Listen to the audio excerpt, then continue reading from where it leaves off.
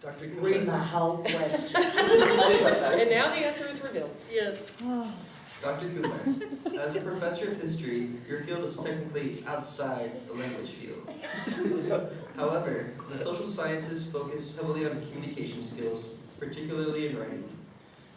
What issues do you find in your classes that negatively impact student performance due to language shortcuts, and how do you combat these issues? All jokes aside, okay, serious moment here. Over this semester, I've had a little project going on in my mind, and that is, as I go up and down the hall where I office and where I teach, I just make a mental note before classes, between classes, after classes, whenever, about the number of students who could be gathered in a place, 5 to 10, and if they're waiting on the TAPS bus, it can be a large group. And it disturbs me greatly when I see them sitting alone, sort of clouded in their own world, texting. And they're missing these splendid opportunities to interact, to make friends, and most importantly, something that I think is very important, since history is technically a humanities subject. It's about the human condition over time. And so, what will we become as a society if this practice continues and we do more texting than anything else? Where will the human connection go? Because it's in the human connection that you and I both find our better selves. That's just a fact. Okay? And we have to have that. It's very disturbing to me. People don't write letters.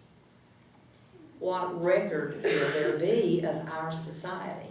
And as a historian, I'm very concerned about that, because there is a richness and actually a joy in reading correspondence between John and Abigail Adams. I'm grading a whole lot of papers right now about that. So that's on my mind. So what will we miss as a society if we continue to increase our use of that sort of thing? But it's distressing to me. The hall it'll be reasonably quiet, and there'll be people leaning against the wall or sitting on the floor or sitting in the one bench we might have out there for you to sit down on, and they're just wrapped in me. And that opportunity to interact with your peer group, with people who have goals and want to reach professional places in their lives, that opportunity is gone. Miss Linder and I are really good friends. I've been bashing her this evening because it's fun and because I can, because I have the microphone. Yeah. But we were talking about this very thing, about the lack of human connection and what you miss when you don't have that. And it's very easy, and I found myself caught up in playing words with friends, because I love words. And I got sort of compulsive about it. And you can very easily get caught up in that and use it as escape or whatever, and then you lose the balance in your life. It's kind of interesting, words with friends, and they're in that little box there. And the only interaction I have with them is the word, or whether I beat them or not. That's it. So in the sense that history is supposed to be about developing the humanness in all of us, because it is a humanity, and we want to see how humans in the past dealt with what came down to them. I wonder if we keep going and keep going and keep going, what will there be for people in the future to connect to in us? What will they really know about us? If that's an extreme point of view there, and that's a real hypothetical situation, but Certainly my parents never thought about this kind of technology. And it's happened quickly, and it's pervasive in our society and in our world. So I think there is an aspect to this that comes from thinking about this from the human point of view and just connecting with my fellow man and fellow woman, which, is very important. We have to have that. And the disconnect that is a potential in technology is probably the thing that bothers me the most.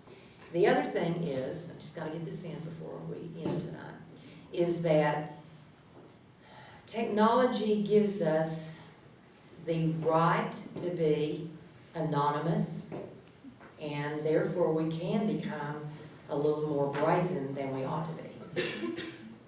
And we can hide things pretty easily, and none of that is good for us. But there is that, and it's something I would encourage you to think about as you go on through your academic careers and on into the professional world.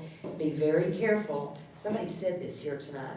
Be very careful about how you frame your emails, and be very careful about what you put on Facebook or something else that's going to come down the pike to us, because it's not only sometimes an avenue for hiring, it is also very often an avenue for firing. And you have to exercise wisdom about the kind of information and the pictures and the things like that you commit to that very public arena we call cyberspace.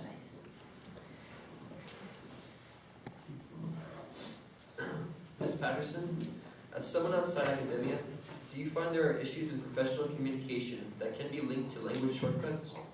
What recommendations do you make to current and future professionals to help them overcome these problems? I have a really big soapbox for this answer that I could get on and talk about for the rest of the night, but I promise I will try to keep it short.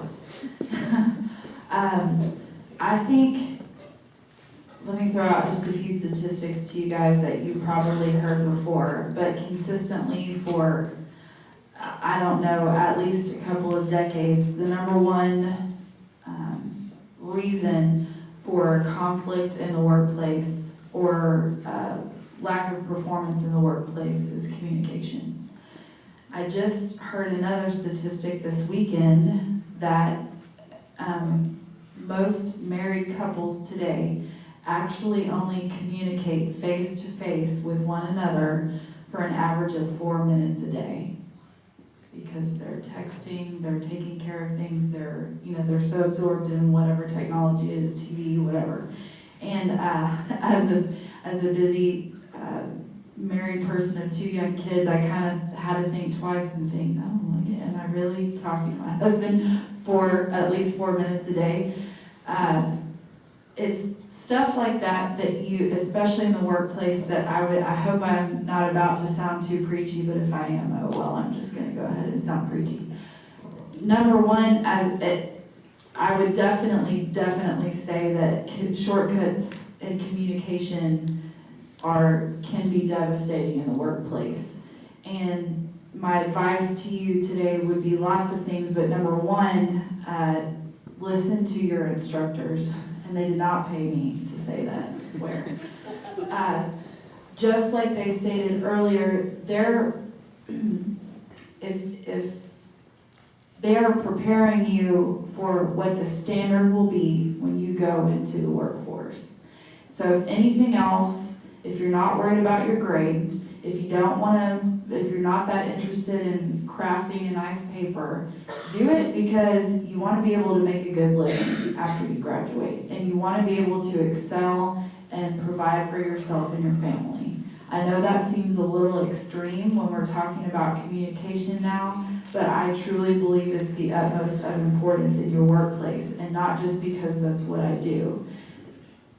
Just as there were also, I would say, don't shy away from conflict.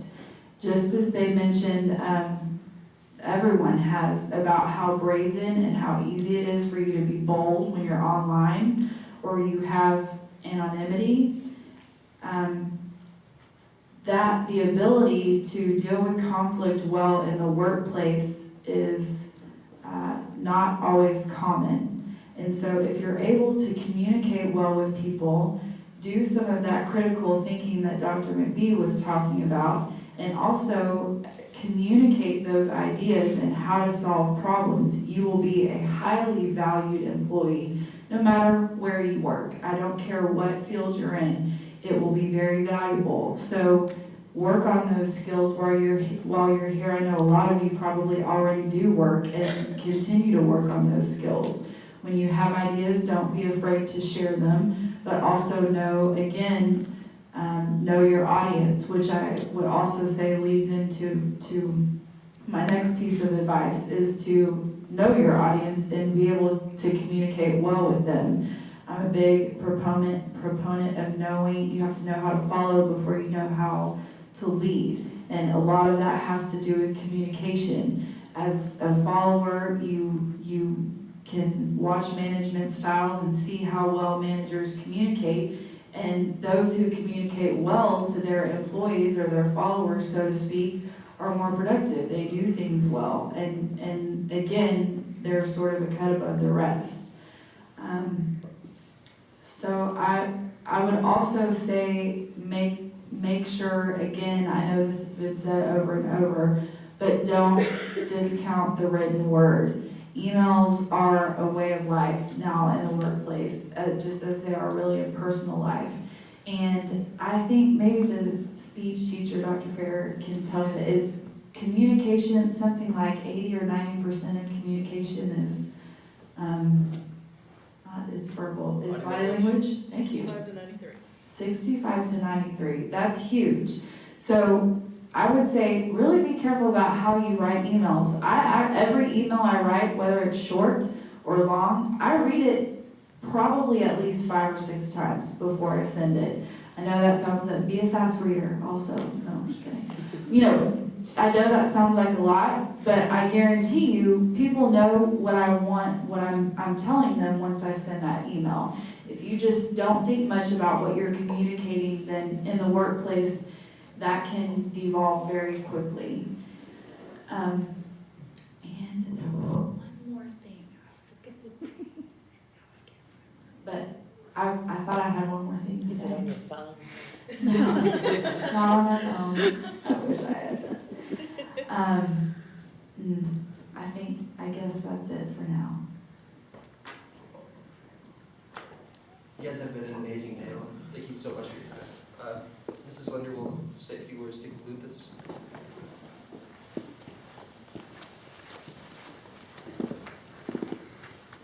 Well, I too want to thank the panel, and I also want to thank everybody again for coming tonight.